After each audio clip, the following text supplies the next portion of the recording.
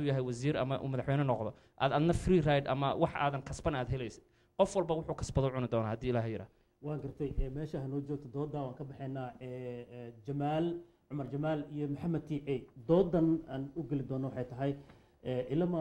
dowladda kumeel gaarka ee soomaaliya waxay lahaatay laba ra-iisul wasaare wasaarihii hore ee professor cali maxamed geedo xilka laga qaaday iyo nuur cadde oo markaa ku cusub siyaasadda doodan aan ka doodi doono waa labadaa nin maxay ku kala doonaayeen labadaa nin xagga diblomaasiyadda dowladnimada iyo la hadalka mucaaradka waxaa iskale jamaal runtii aniga faraq weyn uguma dhexeeyo prime minister hore iyo kii maanta waa dowlad parliamentariana oo prime ministerihii hore oo dowladooda madax ka ahaa ugu yeertay in loo qaado vote of confidence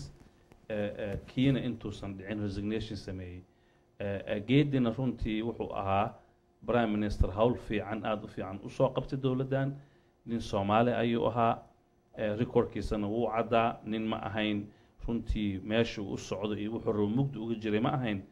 geedii marka xaqiiqdii ani waxaan aaminsanahay inuu ahaa prime minister aada u fiican oo soo maray taariikhda soomaaliya kan hadda qabta nuur caddana waxaan rajaynayaa inuu hadda waxyaabaha ka soo yeeraya iyo haddaa fiirsid dadka si u arkaan inuu yahay nin nabadoon ah nin aada u wanaagsan nin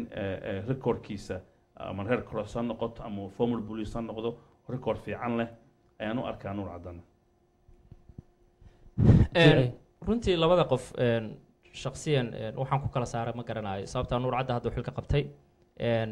ra-iisul wasaaraha recordkiisana weli wax la taaban kara kamaan arag laakiin haddaan lelebed aan kii hore maaragtay professor maxamed cali professor cali geedi aan ku dheeraado lelebed wuxuu ahaa yacni runtii dowlad wuxuu ahaa aqoon-yahan soomaaliyeed uu ahaa balse at the same time dhaqankiisa iyo siduu u dhaqmay iyo siduu mucaarad ama ha noqoto ama dowladda dhexdeeda ha noqoto ula hadlo ma ahayn nin maaragtay aan u arko inuu yahay maaragtay ra-iisul wasaare soomaaliyeed ama magacaas huwan kara balse nevertheless maaragtay wax dhibaataa oo kala saarayso ama wax weyn oy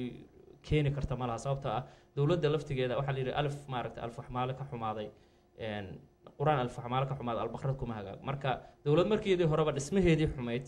dowlad ahaanba ay xumayd maaragtay meeshii dib u heshiisiin loogu talagalay dhinaceedii kala aaday wax badan uu ka qaban kara ma arko marka waxba ma raba shakhsiyan inaan cirdigiisa wax gaarsiiyo laakiin waxaan ba aaminsanahay dowladdaaba waxay ahaydba maaragtay dowlad aan ahayn functionkeedu inay dib u heshiisiiso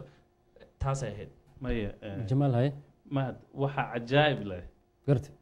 horta qof haddii uu rabo inuu wax burburiyo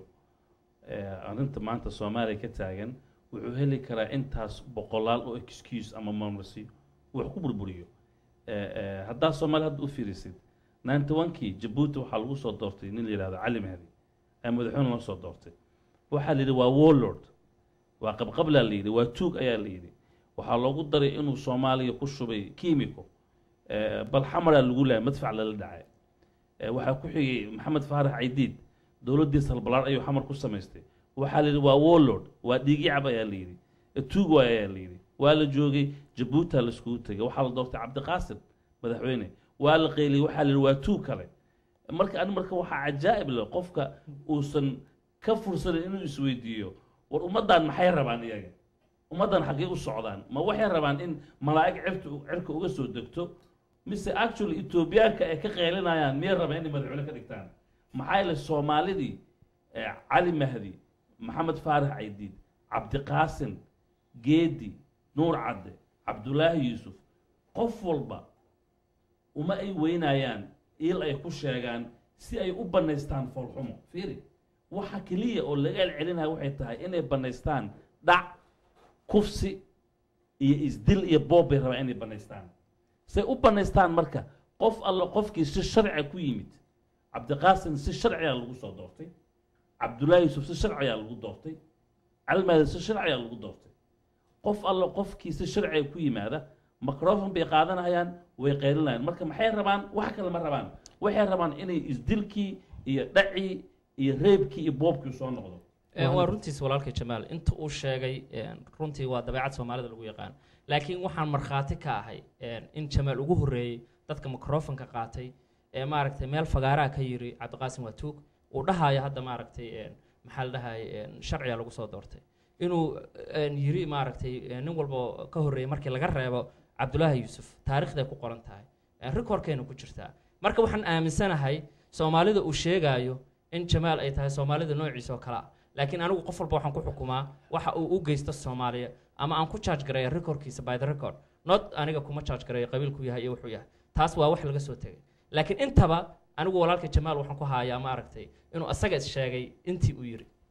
maadi waxaa la sheegaa correction aan sameynaya waa garta horta yacni dhibka jira waxay tahay maanta soomaaliya processka ay marayso qof walba ma jirto wax controli kara qof walba wuxuu doonu ku hadlayaa xataa cajalooyinkan aan iska duubayno maanta qof intuu wax sheegoo la duubay ayuu berri wax kale sheegi karaa xataa wuu inkirayaa waxaa leeyahay xataa waa duuban tahay wuu inkirayaa ma dhihin buu leeyahay marka soomaali ma lahan horta process oo qoolkooda isku qabto waxaan ku keenay hadda cabdiqaasim markii jabuuti lagu doortay jaamacadda minnesota cajal ayaan u duubnay yar xeelo la dhaho oo hadda virginia jaamacad ka helay scholarship ka helay yar jamaal aadan la dhaho yar kaloo jamaal la dhaho cajal ayaan jaamacadda uga duubnay baan jabuuti ugu dirnay bal fiiri cajaa'ibka waxaa beelow nin inteen dheer marqaati ka dhigtaa raggii cajalka ee la duubay magaalada ayay joogaan tiiceen horta markaas isma aqoonin hadda aan isbaranay marka waxaa cajaa'ib la marka oo dhibka soomaali sii badinaya qof raba in uu waxa uu sheegahayo uu dadka ugu ekaysiiyo run buu isbeen fartiimaa ama dadka been ka sheegaa laakiin xaqiiqdii waxay iskugu soo biishubaysaa micno male tiicee hadduu yidhaahdo jamaal saasuu yiri wax micnaa male laakiin dhabta jirta meesha waxay tahay ummaddan dhibaataysan maatada ah oo soomaalida ah oo dumar iyo caruurta leh oo process duuliya hadda ku socoto inaan la caraqaladaynin inaan loo banaysanin kufsi iyo dhac iyo dil iyo boob inaan loo banaysanin waqtigoon ugu yar jamaal qofkii hor yimaada aan wacaynin waad mahadsantihiin doodda waa ka soconaynaa raalli waa ka tihin soo maaha tiicay waxaan ku dari lahaa keliya kufsi haddii la rabo in la joojiyo kan hadda socda iyo dhaca hadda socda ha la joojiyo yaan dib loo noqonin oo la dhihin historyga kii hore iyo kii dambe kan ugu dambeeya hadda waxaa la yidhi meydkee ugu dambeeya kan hadda lasii wadaa ugu dambeeya marka kufsiga hadda socda dilka hadda socda iyo dhaca hadda socda dad soomaalid ma aha dad ajnabi wuxuu ku socdo marka aniga kaasaan aaminsana hadda laga bilaabo hala joojiyo dooddaas siyaasadda soomaaliya waan ka baxaynaa waxaan hadda u gudbaynaa doodda kale ee ku saabsan in soomaaliya ay argagixiso joogto argagixiso soomaaliya ma joogtaa waddamada galbeedka ah ee ugu wen yahay maraykanka waxay inta badan carabka ku dhuftaan oo ay xaqiijiyaan in soomaaliya ay ku dhuumalaysanayaan kooxaha xag jira waa sida hadalka ay u dhigaane uu ugu wen yahay waddanka maraykanka arrintan waxaa markaa ay dad badan oo maraykanku waxa uu saldhig ka dhigtay geeska africa sida jabuuti iyo soomaaliya isagoo ugu magac daray la dagaalanka argagixisada ama war in terror marka ma runbaa soomaaliya argagixiso ma joogtaa doodda waxaa ka doodaya jamaal waa mahadsantahay maad horta marka ugu horeysa waa inaan qeexnaa waa maxay argagixiso argagixiso waa qof alla qofkii ka hor yimaadaa wanaag abuuraana dhib moogta aan u arka aan argagixiso ma aha inaad isqarxisid ma aha inaad diyaarad qaadatid argagixiso waxaa waaye qof alla qofkii ilaahay muxuu leeyahay qur-aanka muxuu ku leeyahay التعاون على البر والتقوى وتؤمنوا بالله يعني يا أيها الذين آمنوا إلهي كبقى محاد نقرب تعاون على البر والتقوى مرك حقيقة ما يجي توحى قف الله قفكي أنا وناقص عن نساعدين حمانة نساعد وأرجع حسه مرك سيدا درت أنا جو قصة لنا هي فصل كأرجع حسه وصاحب كي محمد تيعي وحن أملا إنه أرجع حسيه محايلي وناجي ودن كلوذي iyo dawladdii u dhisnayd iyo wanaaggii qofkii ka hor yimaada hadda meesha aan fadhiyo haddaan qaso aan qayliyo waxaan noqonaya argagixisaan noqonaya maxaa dad degan baan qasay marka soomaali argagixisa ma joogtaa haa way joogtaa maxaa yeelay gartay labadaada minid way dhammaatay jamaal tiici ka jawaab ma dhahayo maaragtay walaalkii jamaal wuxuu yiri maaragtay waa u caqli darro asaga laakiin ereyga argagixisa leeyahay waa maskaxdiisa inta yar ee keentay balse reality waxay tahay xilli walba waxbaa socda xilli waxaa socday maaragtay naasi wax la dhahayo xilli waxa socda socialist laga horjoogo marba kaaraa